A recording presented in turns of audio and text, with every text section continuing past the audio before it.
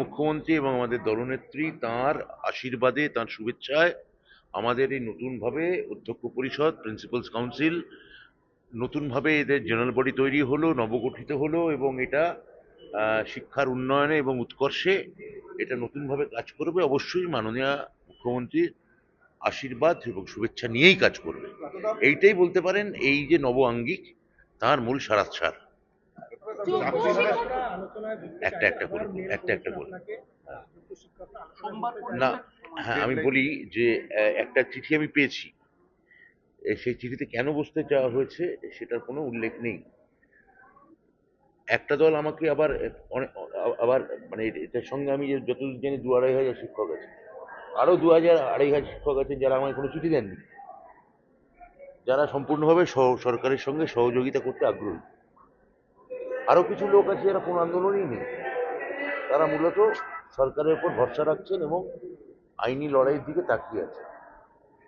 তাহলে একটা অংশ এটা নিয়ে আন্দোলন করতে চাইছেন। আমরা কিন্তু এই তিন পক্ষের ওপরই আমরা সহানুভূতিশীল। যারা আমাদের, আমার কথা বলতে দিন, তাহলে ছেড়ে দিন, ছেড়ে দিন না, তাহলে আটকান ওদের। উনি নতুন বলে তো আমি সে দায় নিতে পারি না। তো এই তিন পক্ষের প্রতি কিন্তু আমরা সহানুভূতিশীল। চিঠিতে উল্লেখ নেই কেন বসতে চেয়েছেন, ফলে আমি তো একাধিকবার বসেছি। এটা আমাদের বুঝতে হবে যে সরকার ওনাদের সর্বতভাবে সহযোগিতা করতে চাইছে।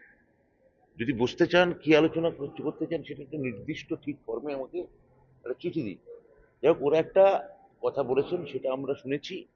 আমাদের দপ্তরের পক্ষ থেকে নিশ্চয়ই কেউ না কেউ কালকে ওদের সঙ্গে যোগাযোগ করবেন এবং একটা যে চিঠি ওরা দিতে চাইছেন সেই চিঠি ফের ঘুরিয়ে একটা ঠিকঠাকভাবে ফরম্যাটে যাতে দেন, সেটার আবেদন আমাদের সরকারের পক্ষ থেকে আগামীকাল কোনো সরকারি অফিসার নিশ্চয়ই করবেন।